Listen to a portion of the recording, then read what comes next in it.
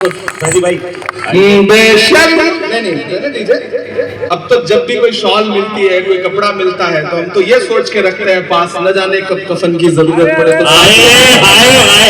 बेशर्म सियासत की मैं तहरीर नहीं हूँ, सुन ले हुकूमत तेरी जागीर नहीं हूँ, नफरत के समंदर में मैं खो ही नहीं सकता, मैं एक किसी रंग का हो ही नहीं सकता, अंदाज मेरा मस्त मलंगा ही रहेगा।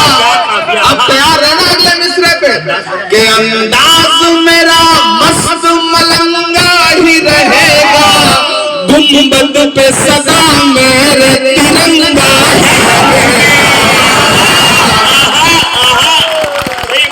जिंदाबाद जिंदाबाद जिंदाबाद जिंदाबाद।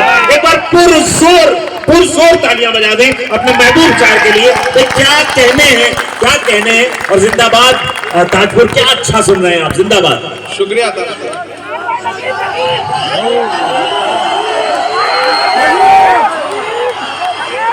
कि बेशर्म सियासत की मैं तहरीर नहीं हूँ, सुन ले हुकूमत तेरी जागीर नहीं हूँ, नफरत के समंदर में मैं खो ही नहीं सकता, मैं एक किसी रंग का हो ही नहीं सकता, अंदाज मेरा मस्त मलंगा ही रहेगा, गुंबद पे सदा मेरे तिरंगा ही रहेगा।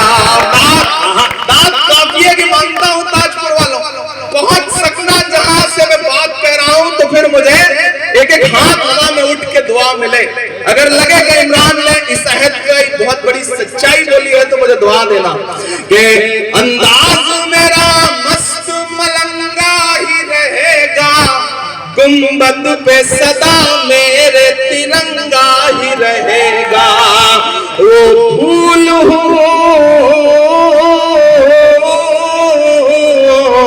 वो फूल हूँ जो खार की छाती पे खिला हूँ, मैं लाल किला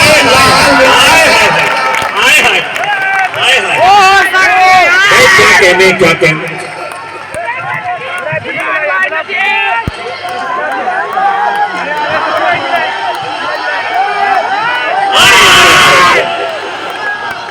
आइए भाई, एक कुछ अशार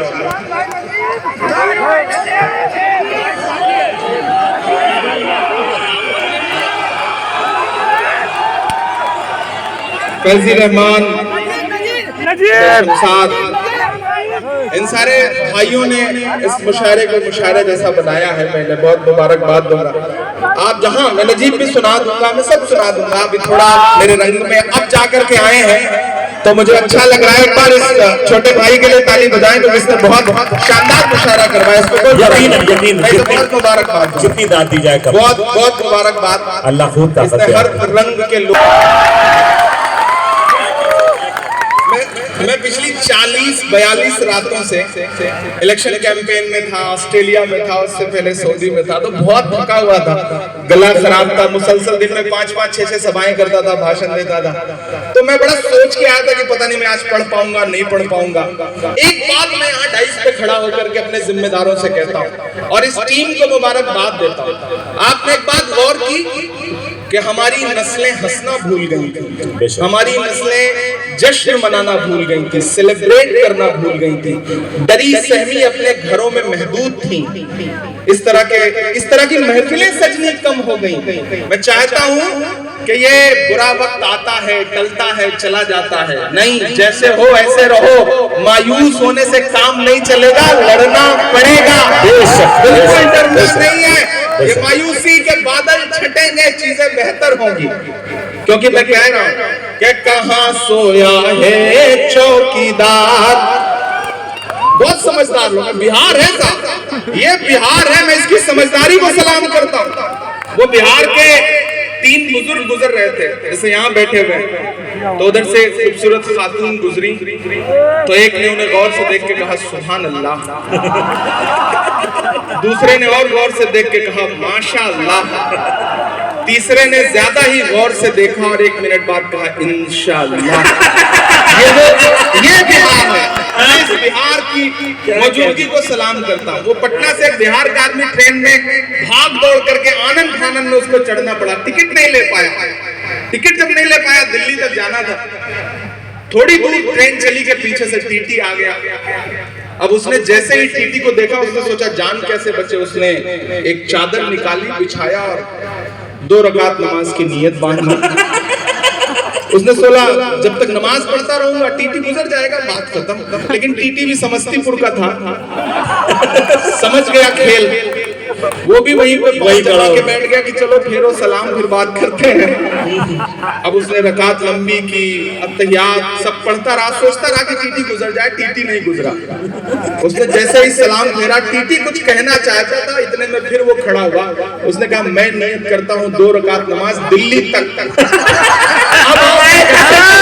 ये है बिहार।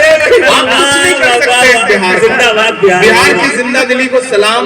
बिहार ऐसे ही पूरी जिंदगी के साथ आगे बढ़ता रहे और हिंदुस्तान को एक नया रंग देता रहे। बिहार के नाम एक बार हाथ उठा करके ताली बजाइए। दिल्ली कहाँ सोया है चौकीदार। मैं नाम नहीं लूंगा, नहीं आप जान जाएंगे कि मैं किसकी बात कर रहा हूँ, लेकिन आप पहुंच जाएंगे। कहाँ सोया है चौकीदार, कहाँ सोया है चौकीदार। पेट्रोल और डीजल की कीमत रही सैकड़ा पार। कहाँ सोया है चौकीदार, कहाँ सोया है चौकीदार।